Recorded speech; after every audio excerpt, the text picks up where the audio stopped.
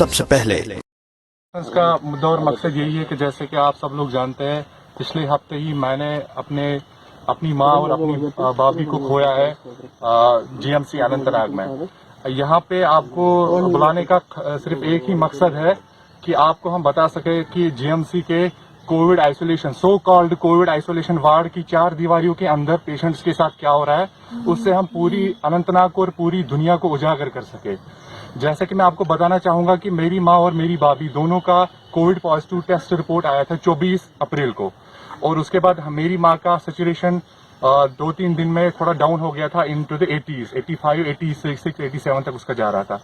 तो उसके बाद हमने 27 अप्रैल को उसको एडमिट किया था जीएमसी अनंतनाग में। और आपको ये जानकर बहुत ताजुब और बहुत शौक होगा कि उसका जो लंग इन्फेक्शन, एक लंग पेशेंट होने के बावजूद भी उसका पहला एक्सरे हमारे पूरा असरार करने के बाद 29 अप्रैल को किया गया। 27 को उसको एडमिट किया गया और 29 अप्रैल को पहला एक्सरे हो रहा है। आप वहां से सारी ये कहानी शुरू होती है। उसके बाद 14 दिन वो उस वार्ड में रही मेरी भाभी। उसके बाद 29 अप्रैल को उसको हमने एडमिट किया था। मेरे वालिद साहब 1 मई को एडमिट हुए थे और उसने 4 दिन जो वहां पे देखा तो उसने डॉक्टर्स को यही से बताया कि खुदारा आप जाने डिस्चार्ज कर दीजिए, अगर मुझे मरना ही है तो कम से कम मैं अपने घर में चैन से मर सकूं। और उसके बाद 4 मई को मेरे वालिद साहब को डिस्चार्ज हुआ था वहां से। और आपको मैं ये बताता चलूं कि इस जीएमसी अनंतनाग में पेशेंट्स का अगर अटेंडेंट साथ नहीं है तो वो पहले 2-3 दिन में ही वो मर जाएंगे, क्योंकि वहां पे वो बिल्कुल अटेंडेंट्स के सहारे अपने जो जितने भी जिंदगी के बचे हुए दिन गुजार रहे हैं। मैं आपको बताता चलूं कि वहां पे मेरी माँ को हर रोज डॉक्टर सुबह आते for the sake of name से राउंड के लिए आते हैं। कोई ऐसा नहीं है कि वो सैचुरेशन देखते हैं, ब्लड प्रेशर देखते हैं। वो ऑलरेडी वहां पे जो नर्सिंग स्टाफ है उन्होंने किया हुआ होता है, तो वो बस वो चेक करते और चले जाते हैं। कोई सीनियर डॉक्टर्स नहीं आ रहे हैं। जैसे कि आप लोग को पता है, आप लोग मुझसे ज्यादा बेहतर जानने वाले हैं कि एलजी की, लेफ्टिनेंट गवर्नर ऑफिस की क्लियर इंस्ट्रक्शंस है कि कोविड पेशेंट्स को सुपर स्पेशलिटी डॉक्टर्स ही जाके वहां पे अटेंड करे। वहां पे जूनियर डॉक्टर्स की नाइट लगाई जाती है। वो शाम के 10:30 बजे सो जाते हैं, रात भर उनको जगाना पड़ता है अगर किसी पेशेंट की हालत खराब होती है। आपको ये जानकर ताज्जुब होगा कि मेरी माँ का एक टेस्ट लिखा गया था, ट्रॉप-टी जिसको आप कहते हैं, जो मेडिकल से ताल्लुक रखते हैं उनको ज्यादा पता होगा कि उसकी रिपोर्ट आने में 10 या 15 मिनट का काम है। जब मैंने वहां डॉक्टर साहब से पूछा कि इसका रिपोर्ट क्यों नहीं आया, तो उसने कहा बेटा इसका रिपोर्ट 3 दिन के बाद आएगा। आप मुझे बताइए, दुनिया के किसी भी कोने में आप जाइए, किसी भी आप अफ्रीका जैसे पसमानदा मुल्क में जाए, किसी भी पसमानदा मुल्क में जाइए, वहां पे भी ट्रॉप-टी का रिपोर्ट 3 दिन में नहीं आएगा। देखिए, हमारा ईमान है कि मौत और जिंदगी जो है वो अल्लाह ताला के हाथ में है, लेकिन काश कि ये लोगों ने वहां पे कोशिश की होती। अगर ये कोशिश करते ना, फिर भी हमारे जो हमसे बिछड़ गए हैं वो चले जाते इस दुनिया से, हमें कोई इतना गम नहीं होता। लेकिन इन लोगों की नेग्लिजेंस, मैं तो इसको क्रिमिनल नेग्लिजेंस कहूंगा, क्रिमिनल नेग्लिजेंस की वजह से हमने अपनों को खोया है, अपनी आंखों के सामने उनको मरते हुए देखा है। मेरी माँ की सैचुरेशन 83 थी। आप मुझे बताइए कि अगर 83 है तो उसके मरने के समय उसकी 43 कैसे जा रही है? कोई फॉलोअप नहीं है डॉक्टर्स का। आप मुझे बताइए, डॉक्टर्स आते हैं, सैचुरेशन चेक करते हैं, बीपी चेक करते हैं और चले जाते हैं। अगर फॉलोअप होता ना वहां पे कि अगर इस पेशेंट का डिटेरियोरेट हो रहा है सिचुएशन या इंप्रूव हो रहा है, ऐसा कोई फॉलोअप ही नहीं है वहां पे। कोई मेरे मोबाइल में आप सबके साथ शेयर करूंगा, जो उसकी इन पेशेंट वहां पे फाइल होती है ना पेशेंट्स की, उसकी एक पेज की, मेरे एक टेस्ट की फोटो मेरे मोबाइल में, वो आप सब लोग के साथ शेयर करूंगा मैं। आप देखेंगे हर रोज वहां पे डॉक्टर साहिबान जो है वो रिपोर्ट्स सजेस्ट करते थे। सैंपल लेने के लिए नर्सिंग स्टाफ नहीं है। आपको ये जानकर ताज्जुब होगा, मेरी माँ एक डायबिटिक पेशेंट थी और एक दिन उसको इंसुलिन उन लोगों ने नहीं लगाया, वो भूल गए वो लोग और कहते हैं कि हमसे गलती हो गई। उसके दूसरे दिन बाद उसका ब्लड शुगर फास्टिंग 500 आता है।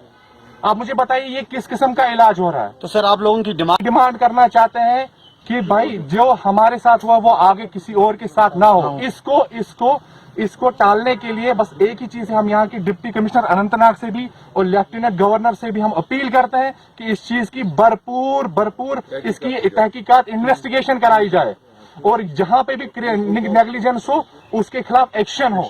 ये हमारे देखिए, हमारे मेरी माँ, मेरी भाभी, इसके वालिद साहब, वो चले गए, वो वापस नहीं आ सकते। लेकिन खुदा के लिए इंसाफ कीजिए ताकि और लोगों की जानें अब बचाई जा सके और गरीब लोगों की जाने ना जाए। ये अभी है कोई हम लोगों चीज ने ऑक्सीमीटर खुद लाए, कोई चीज नहीं है। 2025 में हमने खुद लाए, ऑक्सीमीटर नहीं मिल रहे हैं। आप मैं जो एडमिट है वहां पे पेशेंट और उसका ऑक्सीजन खत्म हो रहा है और आप उसके बाद काउंटर पे जाके ऐसे गिड़गिड़ा रहे कि मेहरबानी करके मुझे गैस सिलेंडर दीजिए, ऑक्सीजन सिलेंडर दीजिए। आप बताइए इस हालत में बंदा एग्रेसिव नहीं होगा तो क्या होगा?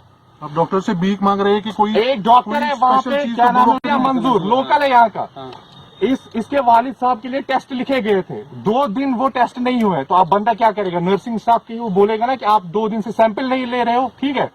तो उसके बाद जो वो अजिया मंजूर डॉक्टर साहब है वो आके आसिफ को कहते हैं कि हम आपके खिलाफ FIR लॉन्च करेंगे। अरे ये कहाँ का इंसाफ है? हम लोग अपना हक मांग रहे हैं। मेरे फादर साहब 29 को एडमिट हुए। 29 को they took his blood sample. 30th को मैं ब्लड रिपोर्ट मांगने गया। आपको मेडिकल रिपोर्ट भेजा है। They had to do a simple test, baseline test, KFT, LFT, sodium करना था। आफ्टर 30th भी गुजर गया तो मैं फर्स्ट को फिर से गया। फिर मैंने सीधा लैब पे गया एंड लैब वाले मुझे बोलते हैं कि हमारे पास ये सैंपल पूछा ही नहीं है। जब 29 को सैंपल गया था तो 30th भी चेक नहीं हुआ। फर्स्ट को सैंपल नहीं गया था तो फर्स्ट को लैब के पास पहुंचा ही नहीं था सैंपल। तो सैंपल गया कहाँ? फर्स्ट को वो मेरे फादर का फिर से सैंपल लेते हैं, उसके बाद 3rd तक मैं फिर से फॉलो अप करता हूँ। 3rd तक भी मेरे पास रिपोर्ट नहीं आती है। और ये डॉक्टर अजिया मंजूर साहब मुझे बोलते हैं कि आपको रिपोर्ट किस लिए चाहिए?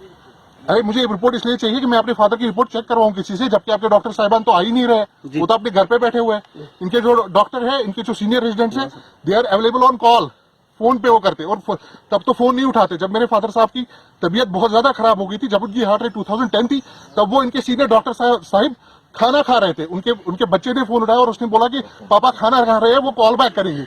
Is the kind of health facilities that we have here. ये अनंतनाग के एफ्लुएंट क्लास के लिए एक इल्तिजा है कि अभी जो गरीबों के साथ पहले हो रहा था, वो अभी हमें पता चल रहा है कि हमारे साथ भी हो सकता है। वो यहाँ के हर किसी को अगर कोविड होगा तो उनको इसी वार्ड में जाना है।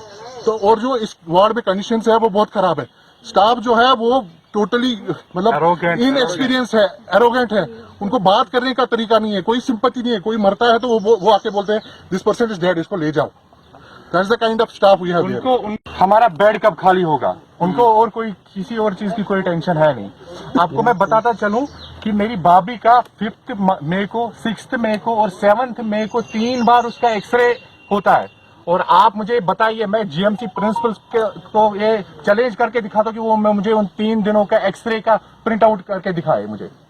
जब हमने उनके साथ वहां पे झगड़ा किया ना, लिटरली हमने झगड़ा किया वहां उनके साथ, फिर 7th का वो प्रिंट आउट देते हैं। ये हालत है अंदर वहां। मैं तो मतलब इतना डिसहार्टेड हूँ इस कोविड आइसोलेशन वार्ड से कि मैं लोगों से, अगर मुझे कोई कॉल भी करता है ना कि मेरा कोई फलानी बीमार है ऐसे करके, मैं कहता हूँ उसको घर पे रख, मरने दो उसको घर में, वहां मत ले जाओ। बिल्कुल ठीक, कोई किसी नाम की कोई फैसिलिटी है नहीं। को मैंने उनको एडमिट करवाया वहाँ पे, तो उनकी ना शाम को है, उन लोगों ने प्रेस्क्राइब किए कुछ 9 मेडिसिन। तो लेकिन जो वहाँ की नर्स थी उन्होंने खाली उनको पेंटॉबिक चढ़ाया और खाली एक एंटीबायोटिक चढ़ाया। तो कल सुबह मैं फिर से गया 12 बजे इनके पास कि इनको कोई दवाई देनी भी है कि नहीं देनी है। बोला कि नहीं, इनको तो दवाई कोई नहीं देनी है। मैं अंदर गया, फाइल निकाली मैंने, वहां पे 9 मेडिसिन लिखे थे। 9 में से इन लोगों ने 2 मेडिसिन खाली चढ़ाए थे उनको। मेरे फादर साहब की सैचुरेशन 2 दिन 93 चल रही थी, तो दैट मीन्स वो ठीक चल रहे थे। बट इनकी नेग्लेंस की वजह से जब ऑक्सीजन हम मतलब खत्म होने को आता था, तो वहां पे ऑक्सीजन भी अवेलेबल नहीं होता था। तो उसकी वजह से हमारा जो हम डॉक्टर के पास जाते थे, सर ये है, वो बोल रहे हैं हमारा काम नहीं है, आप जाओ बाहर से लाओ कहीं से। मैंने खुद अपना ऑक्सीजन सिलेंडर लाया है बाहर से, अपने कॉस्ट पे लाया है, वो हम वहां पे यूज करते थे।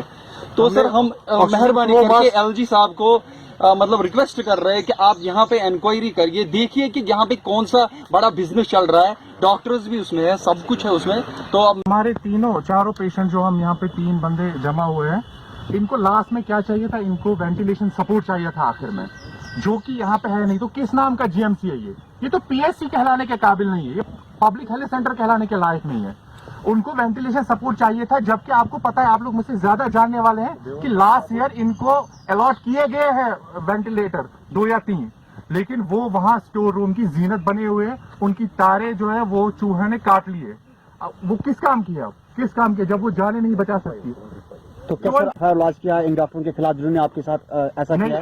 अभी देखिए, हम पिछले हफ्ते ही मैं अपने 2 लावारकीन को दफना के आया हूँ। अभी मैं उस सदमे से बाहर नहीं आ रहा हूँ, और इसीलिए मैंने आप सब लोगों को यहाँ बुलाया है आज, ताकि पूरी अनंतनाग की आवाम और खासकर वो यहाँ की पूरी आवाम जो है वो जान जाए कि इस अनंतनाग के जीएमसी अनंतनाग के आइसोलेशन वार्ड के अंदर क्या रहा है।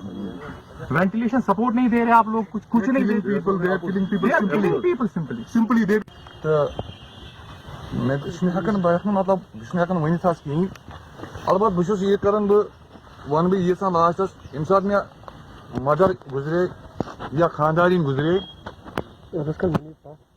तम ब्रो छुस बह रोजान 2:30 बजे दपान मे दी ऑक्सीजन सिलेंडर सपोर्ट खतर मतलब मे ऑक्सीजन जरूरत ऑक्सीजन सिलेंडर सपोर्ट खतर ना रात में ऑक्सीजन सिलेंडर अम पे कर सुबह 6 बजे नमाज दिवन मे ऑक्सीजन सिलेंडर बोन कत चूरी थोमुत ऑक्सीजन सिलेंडर मे होर खान ट्राली पे 2 ऑक्सीजन सिलेंडर खाटन दिवन मे ब्या दिवन बेस ये 6 बजे 6 बजे 10 मिनट दिवन अत ऑक्सीजन सिलेंडर 6 बजे मे मकल खानदार ऑक्सीजन 6 बजे 10 मिनट दिवन मे ऑक्सीजन सिलेंडर बहुत ऑक्सीजन सिलेंडर लागान मगर अल्लाह ताला सो मंजूर तम तोर मगर यह delay sorry GMC Anantnag principal वन अपोज एम्बुलेंस क्या एम्बुलेंस कौन सी एम्बुलेंस ने मुझे दे दी तमिस पाई मतलब पेशेंटस क्या हालत एक बार उन्होंने नजर नहीं मारी है वहाँ पे। अंदाज 14 दोहन ट्रीटमेंट कर पेशेंट मर यह ट्रीटमेंट इम्प्रूवमेंट अगर sign no signs of improvement are there तो रेफर करो ना आप उस टाइम युतान तथ लायक ना वातान क्रिटिकल केयर युतान एम्बुलेंस तक 15 लीटर टोटल बस मे बंदे को जीएमसी प्रिंसिपल को ये नहीं पता है कि क्रिटिकल केयर एम्बुलेंस क्या होती है। ये पाई पे सिलेंडर 15 लीटर थाने से थो गाड़ी में तम गो मेन गाड़ी मसला मसला खुदा तला दी नजर वह गो ऑक्सीजन प्लांट जन गो अत जन गो फॉल्ट क्या गो कर अमिस बैकअप अमिस सेहत सिलेंडर अमिस वन मे 600-500 पेशेंट सह 500 बेडन फ्री फ्लो दावा हाई फ्लो बिल्कुल टारा बिल्कुल अपोज हाई फ्लो कह उसका ऑडिट होना चाहिए सह गो लगन लुकन पाई टारवन इन क्या लुकन टारवन सोर वन नीन बंद करो दे आइसोलेशन वार्ड को लुक मार हुत कन कह होपी रोज मेहरबानी कर गुल 2 घंटे खास कर लुकन अपील तम दिव घर मज हस्पताल पेशेंट गो गर बे बिहू पान आइसोलेशन क्या गरी बिहू लॉकडाउन करू पूरे इम्पोज मेहरबानी कर गुल 2 घंटे लुकन शुक्रिया पेशेंट पन गरी थो मामा जी सह पॉजिटिव पेशेंट अस तो गरी सपोर्ट दितुस अल्लाह ताला शुक्र सह बचो सह गो रिकवर चलो शुक्रिया।